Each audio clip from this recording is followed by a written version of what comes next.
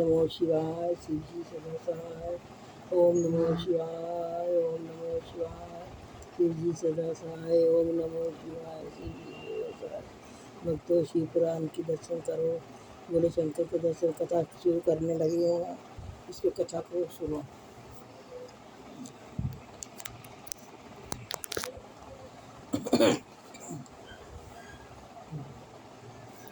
मोक्षदायक पुण्य क्षेत्रों का वर्णन।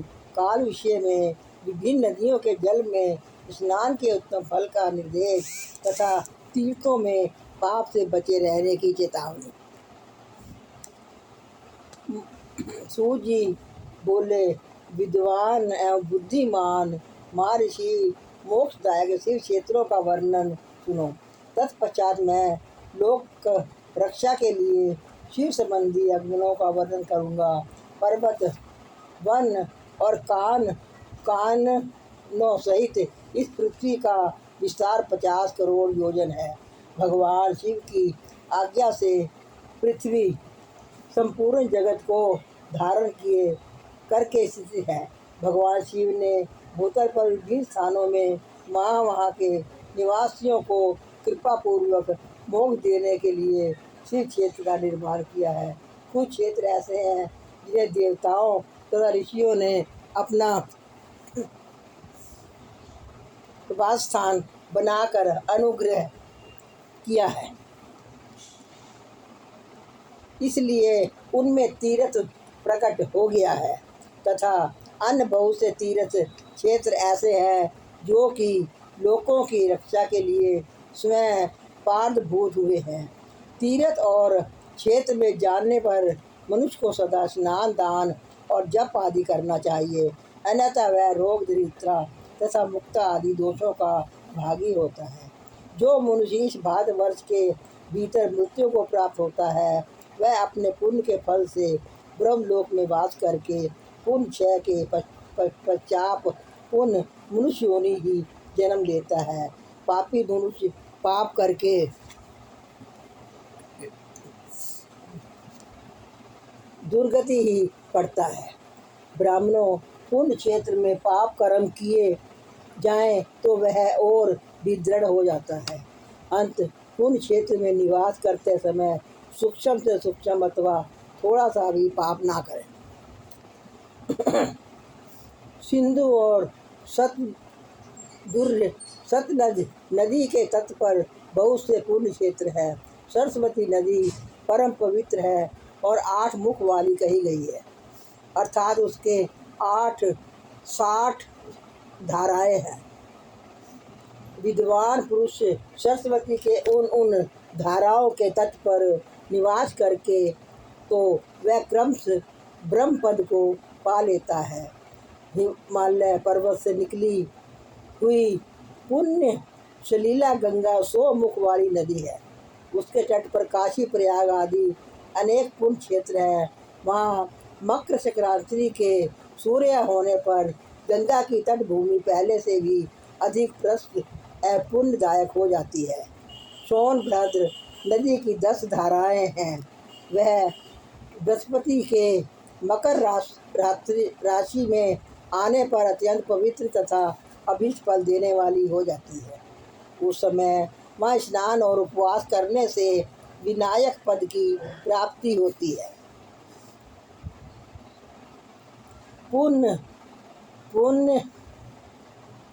पुण्य सलीला महानदी नर्मदा के 24 मुख स्रोत है।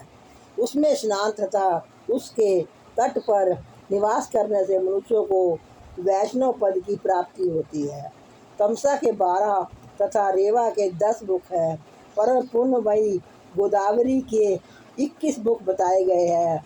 वह ब्रह्म हत्या तथा गोवध के पाप की भी नाश करने वाली एवं रुद्र श्लोक देने वाली है। कृष्णवेणी नदी का जल बड़ा पवित्र है। वह नदी समस्त पापों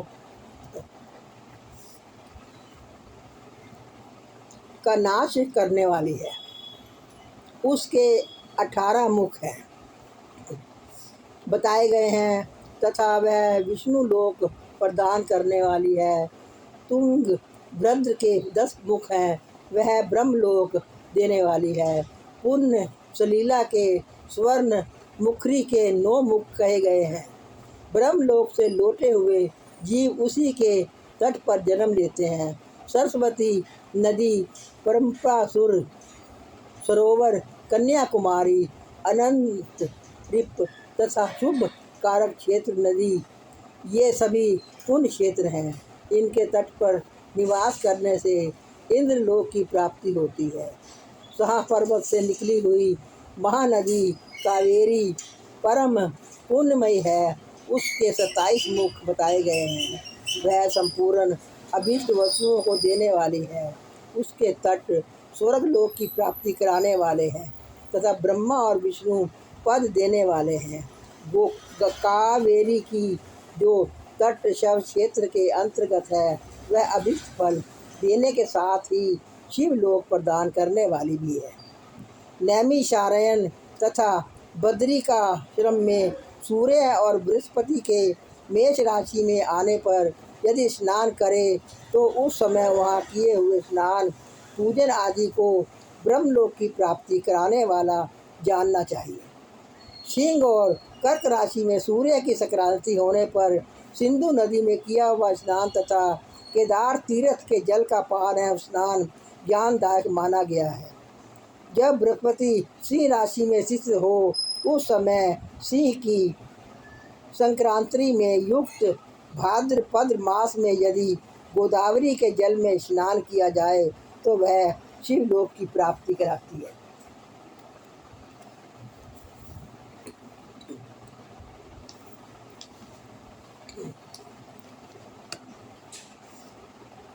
कराने वाला होता है। ऐसा पूर्व काल में स्वयं भगवान शिव ने कहा था।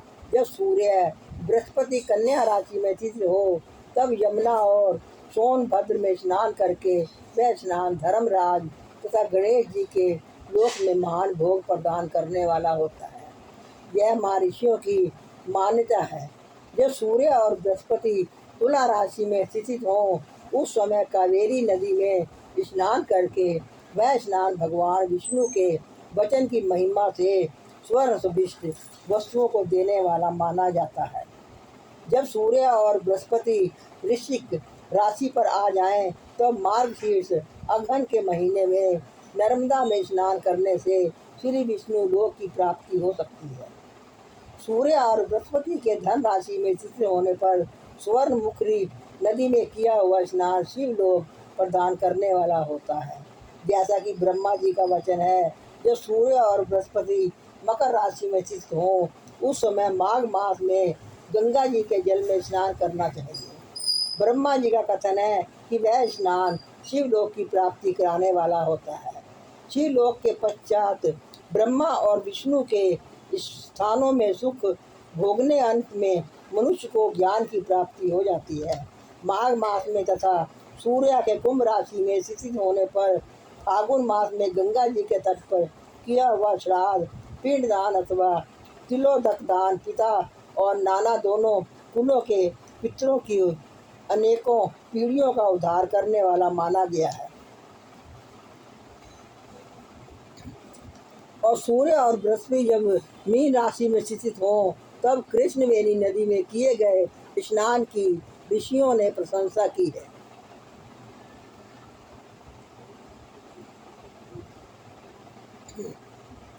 उन महीनों में पूर्वतो तिथि में किया हुआ स्नान इंद्र पद की प्राप्ति कराने वाला होता है। विद्वान पुरुष गंगा अथवा कावेरी नदी का आश्रय लेकर तीर्थवास करे। ऐसा करने से तत्काल किए हुए पाप का निश्चय ही नाश हो जाता है। रुद्रलोक प्रदान करने वाले बहुत से क्षेत्र हैं। ताम्रपणी और वेगवती ये दोनों नदियाँ ब्रह्मलोक की प्राप्ति रूप फल देने वाली हैं। इन दोनों के तट पर कितने ही स्वर्गदायक क्षेत्र हैं। इन दोनों के मध्य में बहुत से पुण्यप्रद क्षेत्र हैं। वहाँ निवास करने वाला विद्वान पुरुष वैसे फल का भागी होता है। सदाचार, उत्तम वृत्ति तथा श्रद्धावान के साथ मन में दया भाव रखने हुए विद्वान पुरुष को तीर्थ में निवास करना चाहिए, अन्यथा उसका फल नहीं मिलता। पुण्य क्षेत्र में किया हुआ थोड़ा सा पुण्य भी अनेक प्रकार से वृद्धि को प्राप्त होता है। तथा वहाँ के किया हुआ छोटा सा पाप भी महान हो जाता है। यदि पुण्य क्षेत्र में रहकर ही जी बिताने का निश्चय हो तो उस पुण्य संकल्प से उसका पहले का सारा पाप तत्काल नष्ट हो जाएगा, क्योंकि पुण्य को ऐश्वर्यदायक कहा गया है। ब्राह्मणों तीर्थवास जनित पुण्य गाय की वाचिक तथा और मानसिक सारे पापों का नाश कर देता है। तीर्थ में किया हुआ मानसिक पाप ब्रज लेप हो जाता है, वह कई कल्पों तक पीछा नहीं छोड़ता। वैसा केवल ध्यान से ही नष्ट होता है, अन्यथा नहीं। वाचिक पाप जप से तथा कायिक पाप शरीर को सुखाने जैसे कठोर तप से नष्ट होता है। असुख चाहने वाला पुरुष को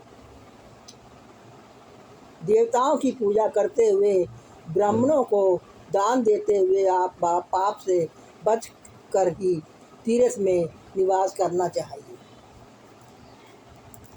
सदाचार, सोचार, स्नान, भस्म धारण, संध्या वंदन, प्रणव जप, गायत्री जप, दान, न्यात, धनोपार्जन तथा अग्निहोत्र आदि की विधि एवं महिमा का वर्णन। ऋषियों ने कहा, सूत जी, अब आप शीघ्र ही हमें वह सदाचार सुनाइए जिससे विद्वान पुरुष पूर्ण लोकों पर विजय पाता है। स्वर्ग प्रदान करने वाले धर्म में आचार तथा नरक का कष्ट देने वाले अधर्म आचारों का भी वर्णन कीजिए। सूत जी बोले, सदाचार का पालन करने वाला विद्वान ब्राह्मण ही वास्तव में ब्राह्मण नाम धारण करने वाला अधिकारी है। जो केवल वेदोक्त आचार का पालन करने वाला एवं वेदों का अभ्यासी है, उस ब्राह्मण की विप्र दंध्या होती है।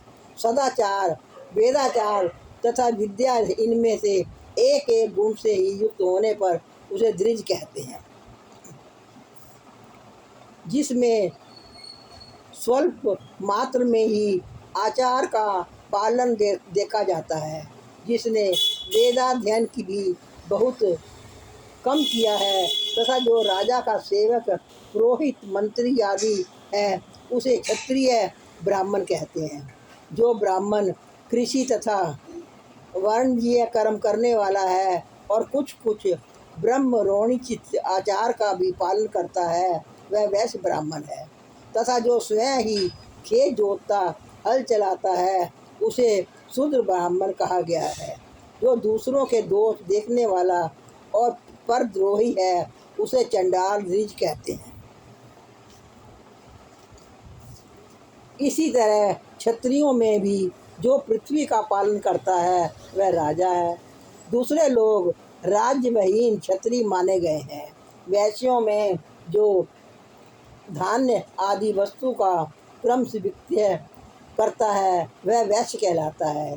दूसरों को वणिक कहते हैं। जो ब्राह्मणों, क्षत्रियों तथा वैश्यों की सेवा में लगा रहता है, वही वास्तव में शूद्र कहलाता है।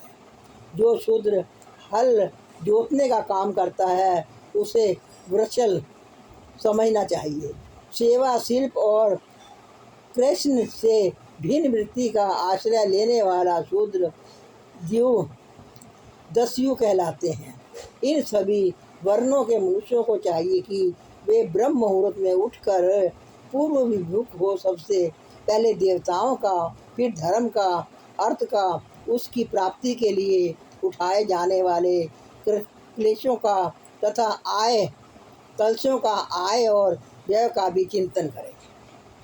रात के पिछले पहर को उच्च काल जानना चाहिए।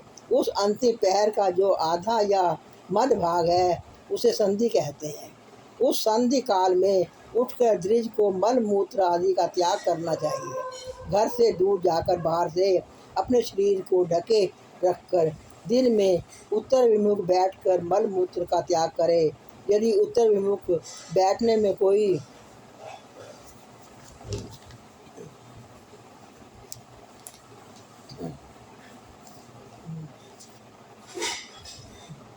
रुकावट हो तो दूसरी दिशा की ओर मुख करके बैठ गए। जल, अग्नि, ब्राह्मण आदि तथा देवताओं का सामना बचाकर बैठे। मल त्याग करके उठने पर फिर उसे मल को न देखे। तदनंतर जलाशय से बाहर निकाले हुए जल से ही गुदा की शुद्धि करें, अथवा देवताओं, पितरों तथा ऋषियों के तीर्थों में उतरे बिना ही प्राप्त हो हुए जल से शुद्धि करनी चाहिए। गुदा में 7, 5 या 3 बार मिट्टी लगाकर उसे धोकर शुद्ध करें। लिंग में ककोड़ के फल के बराबर मिट्टी लेकर लगाएं और उसे धो लें। परंतु गुदा में लगाने के लिए एक फसल मिट्टी की आवश्यकता होती है। लिंग और गुदा की शुद्धि के पश्चात उठकर अन्यत्र जाए और हाथ पैरों की शुद्धि करके 8 बार कुल्ला करे। जिस किसी वृक्ष की पत्ते से अथवा उसके पतले काट से जल के बाद धतूर करना चाहिए, उस समय तर्जनी उंगली का उपयोग न करें। यह दंत शुद्धि का विधान बताया गया है। तदंतर जल संबंधी देवताओं को नमस्कार करके मंत्र पाठ करते हुए जलाशय में स्नान करें। यदि कंठ तक या कमर तक पानी में खड़े होने की शक्ति न हो तो घुटने तक जल में खड़ा हो अपने ऊपर जल छिड़ककर मंत्रोच्चार पूर्व ध्यान कार्य संपन्न करे। विद्वान पुरुष को चाहिए कि वहाँ तीर्थ जल से देवता आदि स्नान तर्पण भी करे। इसके बाद धोती वस्त्र लेकर 5 कच्छ करके उसे धारण करे। साथ ही कोई पुत्री ने भी धारण कर ले, क्योंकि संध्या बंधन आदि सभी कर्मों में उसकी आवश्यकता होती है। नदी आदि तीर्थों में स्नान करने पर स्नान संबंधी उतारे हुए वस्त्रों को वहाँ ना धोए। स्नान के पश्चात विद्वान पुरुष भीगे हुए उस वस्त्र को बावड़ी में कुएं के पास अथवा घर आदि में ले जाए और वहाँ पत्थर पर, लकड़ी आदि पर जल में अच्छी तरह धोकर उस वस्त्र को निचोड़े। जो वस्त्र को निचोड़ने से जो जल गिरता है वह एक रेणी की पितरों की तृप्ति के लिए होता है। उसके बाद जबाली उपनिषद में बताए गए मंत्रों से भस्म लेकर उसके द्वारा से पुण्य लगाएं।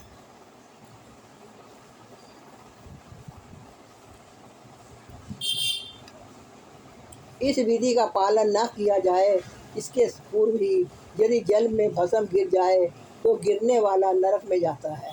आप इत्यादि मंत्र से पाप शांति के लिए सिर पर जल छिड़क तथा इस मंत्र को पढ़कर पृष्ठ पर जल छिड़के।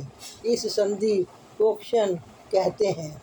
इत्यादि मंत्र में 3 ऋचाएँ हैं और प्रत्येक ऋचाएँ गायत्री छंद के 3-3 चरण हैं। इनमें प्रथम ऋचा के 3 चरणों का पाठ करते हुए क्रमश पैर, मस्तक और हृदय में जल छिड़के। दूसरी ऋचा के 3 चरणों को पकड़कर क्रमश मस्तक, हृदय और पैर में जल छिड़के तथा तीसरी ऋचाओं के 3 चरणों का पाठ करते हुए क्रमश हृदय, पैर और मस्तक का जल में प्रोक्षण करें। इस विद्वान पुरुष मंत्र स्नान मानते हैं। किसी अपवित्र वस्तु से किंचित स्पर्श हो जाने पर, अपना स्वास्थ्य ठीक न रहने पर, राजा और राष्ट्र पर उपस्थित होने पर, यह यात्रा काल में जल की उपलब्धि न होने के विवशता आ जाने पर मंत्र स्नान करना चाहिए। प्रातःकाल इत्यादि सूर्य अनुवाक से तथा सायंकाल इत्यादि अग्नि संबंधी अनुवाक से जल का आचमन करके पुण्य जल से अपने अंगों को प्रोक्षण करें। महाकाल में इस मंत्र से आचमन करके पूर्ववत प्रोक्षण या मार्जन करना चाहिए। प्रातःकाल की संध्या उपरांत में गायत्री मंत्र का जप करके 3 बार ऊपर की ओर सूर्य देव को अर्घ्य देना चाहिए। ब्राह्मणों, महाकाल में गायत्री मंत्र के उच्चारण पूर्व सूर्य को एक ही अर्घ्य देना चाहिए। फिर सायंकाल आने पर पश्चिम की ओर मुख करके बैठ जाएं और पृथ्वी पर ही सूर्य के लिए अर्घ्य दें, ऊपर की ओर नहीं। प्रातःकाल और मध्यकाल के समय अंजलि में अर्घ्य जल लेकर उंगलियों के ओर से सूर्य देव के लिए अर्घ्य दें। फिर उंगलियों के छिद्र से ढलते हुए सूर्य को देखें और उनके लिए स्वयं प्रदक्षिणा करके शुद्ध आचमन करके संध्या काल में सूर्यास्त 2 घड़ी पहले की हुई संध्या निष्फल होती है, क्योंकि वह साय संध्या का समय नहीं है। ठीक समय पर संध्या करनी चाहिए, ऐसी शास्त्र की आज्ञा है। यदि संध्या उपासन किए बिना दिन बीत जाए तो प्रत्येक समय के लिए क्रमश पश्चाताप करना चाहिए।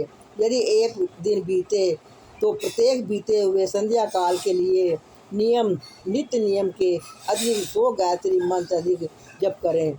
यदि नित्य कर्म के लुप्त हुए 10 दिन से अधिक बीत जाएं तो उसके पश्चाताप में रूप में 1 लाख गायत्री का जप करना चाहिए। यदि 1 मास तक नित्य कर्म छूट जाए तो पुनः अपना उपनयन संस्कार कराए। अर्थ सिद्धि के लिए इस गौरी कार्तिक के विष्णु, ब्रह्मा, चंद्रमा और यम का तथा ऐसे ही अन्य देवताओं का भी शुद्ध जल से तर्पण करें। फिर तर्पण कर्म को ब्रह्मपूर्ण करके शुद्ध आचमन करें।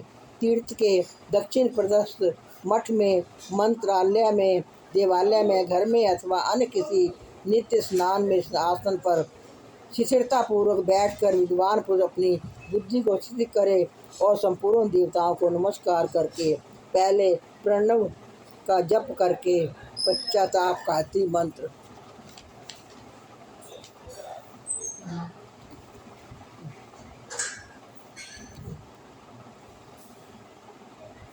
की आवृत्ति करें। प्रणव के तो मैं इन तीनों अक्षरों से जीव और ब्रह्म की एकता का प्रतिपादन होता है। इस बात को जानकर प्रणव ओम का जप करना चाहिए। जप काल में यह भावना करनी चाहिए कि हम 3 लोकों की सृष्टि करने वाले ब्रह्मा, पालन करने वाले विष्णु तथा संहार करने वाले रुद्र की जो स्वयं प्रकाश चिन्मय है उपासना करते हैं। यह ब्रह्म स्वरूप ओंकार हमारी कर्म इंद्रियों और ज्ञान इंद्रियों को, वृत्तियों को, मन की वृत्तियों को तथा बुद्धि वृत्तियों को सदा भोग और मोक्ष प्रदान करने वाले धर्म और ज्ञान की और प्रेरक है। प्रणव के इस अर्थ का बुद्धि के द्वारा चिंतन करता हुआ जो इसका जप करता है वह निश्चय ही ब्राह्मणों को प्राप्त कर लेता है। अथवा अनुसंधान के बिना भी प्रणव का नित्य जप करना चाहिए। इससे ब्रह्म तत्व की प्राप्ति पूर्ति होती है। ब्राह्मण तत्व की पूर्ति के लिए शेष ब्राह्मणों को प्रतिदिन प्रातःकाल 1 सहस्त्र गायत्री मंत्र का जप करना चाहिए। मध्यकाल में 100 बार और सायकाल में 28 बार जप की विधि है। अन्य वर्ण के लोगों के अर्थात क्षत्रिय और वैश्य को तीनों संध्याओं के समय यथासाध्य गायत्री जप करना चाहिए। शरीर के भीतर मूलाधार, शीर्षधार, मणिपुर, अनाहत, आज्ञा और सहस्त्र से ये 6 चक्र हैं। इनमें मूलाधार से लेकर सहस्त्रार्थ चक्र 6 स्थानों में क्रम से विशेश्वर ब्रह्म, विष्णु, ईश, जीव, आत्मा और परमेश्वर स्थित है। इन सब में ब्रह्म बुद्धि करके इनकी एकता का निश्चय करें और वह ब्रह्म में मैं हूँ, ऐसी भावना पूर्वक प्रत्येक श्वास के साथ सोहम का जप करें। उन्हीं विशेश्वर आदि की पार ब्रह्म आदि में तथा इस शरीर से बाहर भी भावना करें। प्रकृति के विकारभूत महत्व से लेकर पंचभूत प्रसन्न तत्वों से बना हुआ जो शरीर है, ऐसे सहस्त्रों शरीर को एक एक अजपा गायत्री के जप एक एक क्रम से अतिक्रम करके जीवों को धीरे धीरे परमात्मा से संयुक्त करें। यह जप का तत्व बताया गया है। सो अथवा 28 मंत्रों के जप से उतने ही शरीर को अतिक्रमित होता है। इस प्रकार जो मंत्रों का जप है इसी को आदि क्रम से वास्तविक जप से जानना चाहिए। 7 बार किया हुआ जप ब्रह्मलोक प्रदान करने वाला होता है, ऐसा जानना चाहिए। 100 बार किया हुआ जप इंद्र पद की प्राप्ति कराने वाला माना गया है। ब्रह्मणेतर पुरुष आत्मचार के लिए जो स्वल मात्रों में जप करता है वह ब्रह्म मान के कुल में जन्म लेता है। प्रतिदिन सूर्य प्रस्थान करके उपयुक्त रूप से जप का अनुष्ठान करना चाहिए। 12 लाख गायत्री का जप करने वाला पुरुष पूर्ण रूप से ब्राह्मण को हो गया। जिस ब्राह्मण ने 1,00,000 गायत्री का भी जप न किया हो, उस वैदिक कार्य में न लगाए। 70 वर्ष की अवस्था तक नियम पालन पूर्वक कार्य करें। उसके बाद गृहस्थ त्याग कर संन्यास ले ले। परिवारजक या सन्यासी पुरुष नित्य प्रातःकाल 12,000 प्रणव का जप कर दे। यदि एक दिन नियम का उल्लंघन हो जाए तो दूसरे दिन उसके बदले में उतना मंत्र और अधिक जप चाहिए और सदा इस प्रकार जप को चलाने का प्रयत्न करना चाहिए। यदि क्रम से 1 मास आदि का उल्लंघन हो गया है तो 1.5 लाख जप करके उसका प्रायश्चित करना चाहिए। इससे अधिक समय तक नियम का उल्लंघन न हो जाए। पुनः नए सिरे से गुरु से नियम ग्रहण करे। ऐसा करने से दोषों की शांति होती है, अर्थात वह रौरव नरक में जाता है। जो सकाम भाव से युक्त गृहस्थ ब्राह्मण है, उसी को धर्म तथा अर्थ के लिए यत्न करना चाहिए।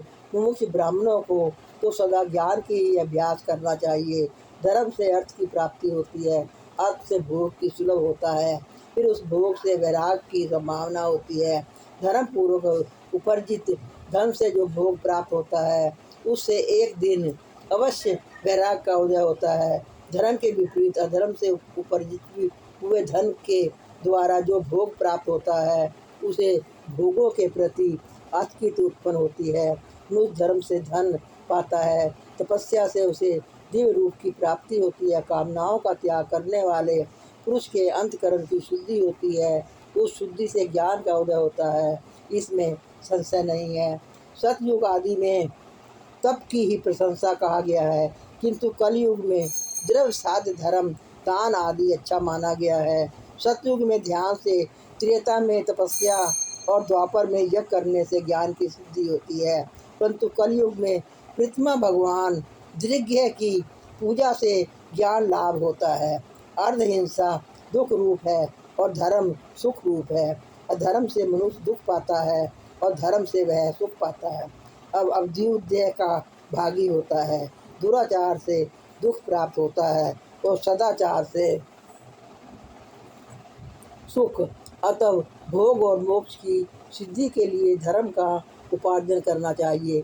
जिसके घर में कम से कम 4 मनुष्य हैं, एक कुटुंबी ब्राह्मण को जो 100 वर्ष के लिए जीवन निर्वाह की सामग्री देता है, उसके लिए वह दान ब्रह्मलोक की प्राप्ति कराने वाला होता है। 1 साल सहस्त्र चंद्रायन व्रत का अनुष्ठान ब्रह्मलोकदायक माना गया है। जो क्षत्रिय 1 सहस्त्र कुटुंब को जीविका और आवास देता है, उसका वह कर्म इंद्र की प्राप्ति कराने वाला होता है। 10,000 कुटुंबों को दिया हुआ आश्रय और दान ब्रह्मलोक प्रदान करता है।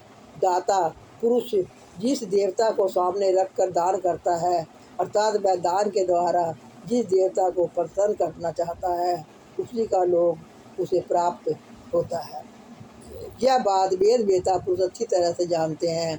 धनहीन पुरुष सदा तपस्या की उपार्जन करे, क्योंकि तपस्या और तीर्थ सेवन से अक्षय सुख पाकर मनुष्य उसका भोग करता है। अब मैं न्यायतः धन के उपार्जन की विधि बता रहा हूँ। ब्राह्मणों को चाहिए कि वह सदा सावधान रहकर विशुद्ध प्रतिग्रह दान ग्रहण तथा याजन यज्ञ कराए आदि से धन का अर्जन करे। वह इसके लिए कहीं दीनता न दिखाए और न अत्यंत क्लेशदायक कर्म भी करे। क्षत्रिय बाहुबल से धन का उपार्जन करें और वैश्य कृषि और गौर छाड़ से न्याय प्रार्जित धन का दान करने से दाता को ज्ञान की सिद्धि प्राप्त होती है। ज्ञान सिद्धि द्वारा सब पुरुषों को गुरु कृपा मोक्ष सिद्धि सुलभ होती है। मोक्ष से स्वरूप की सिद्धि ब्रह्म रूप से सिद्धि प्राप्त होती है, जिसमें मुक्त पुरुष परमात्मा का अनुभव करता है। गृहस्थ पुरुष को चाहिए कि वह धन धान्य की सब वस्तुओं का दान करे। वह तृषा निवृत्ति के लिए जल तथा क्षुधा रूपी रोग के शांति के लिए सदा अन्न का दान करे। खेत धान कच्चा अन्न तथा भक्ष्य भोग विलेहा और चोट से ये 4 प्रकार के सिद्ध अन्न दान करने चाहिए। जिसके अन्न को खाकर मनुष्य जब तक कथा स्वन आदि सिद्ध कर्म का पालन करता है उतने समय तक उसके बीच किए हुए पुण्य का फल आधा भाग दाता को मिल जाता है। इसमें संयम नहीं है। दान लेने वाला पुरुष दान में प्राप्त हुई वस्तु का दान तथा तपस्या करके अपने प्रति ग्रह जनित पाप की शुद्धि के लिए, अन्यथा उसे गौरव नरक में गिरना पड़ता है। अपने धन के 3 भाग करें, एक भाग धर्म के लिए, दूसरा भाग वृद्धि के लिए तथा तीसरा भाग अपने उपभोग के लिए। नित्य निमित्त तक और काम में ये तीनों प्रकार के कर्म धर्मार्थ रखने हुए धन से करे। साधक को चाहिए कि वह वृद्धि के लिए रखे हुए धन से ऐसा व्यापार करे जिससे उस धन की वृद्धि हो तथा उपभोग के लिए रक्षित धन से हितकार परमित एवं पवित्र भोग भोगे। खेती से पैदा किए हुए धन का 10वां अंश दान कर दे, इससे पाप की शुद्धि होती है। शेष धन से धर्म वृद्धि एवं उपयोग करे, अन्यथा वह रोरन नरक में पड़ता है अथवा उसकी बुद्धि पापपूर्ण हो जाती है या खेती की चौपट हो जाती है। विधि के लिए किए गए व्यापार में प्राप्त हुआ धन का 6वां भाग दान कर देने योग्य है। बुद्धिमान पुरुष अवश्य उसका दान कर दे। विद्वान को चाहिए कि वह दूसरों के दोषों का बखान न करे। ब्राह्मणों दोष में दूसरों के सुने या देखे हुए छिद्रों को भी प्रकट न करे। विद्वान पुरुष ऐसी बात न करे जो समस्त प्राणियों के हृदय में रोष पैदा करने वाली हो। ऐश्वर्य की सिद्धि के लिए दोनों संध्याओं के समय अग्निहोत्र कर्म अवश्य करे। जो दोनों समय अग्निहोत्र कर्म करने में असमर्थ हो वह एक ही समय सूर्य और अग्नि को विधि पूर्वक दी हुई आहुति से संतुष्ट करे। चावल, धान, घी, फल, कंद तथा हविष्य इनके 4 विधि पूर्वक स्थालीय पाक बनाए तथा यथोचित रीति से सूर्य और अग्नि को अर्पित करे। यदि हविष्य का अभाव हो तो प्रधान होम मात्र करे। सदा सुरक्षित रहने की वाली अग्नि को विद्वान पुरुष अंजलि की संध्या देते हैं अथवा संध्या काल में जप मात्र या सूर्य की वंदना मात्र कर ले।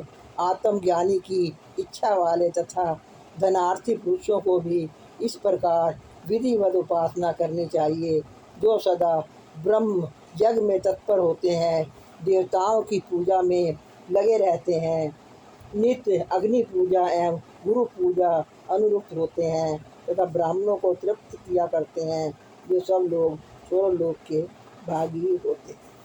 वो शिव पुराण की जय हो।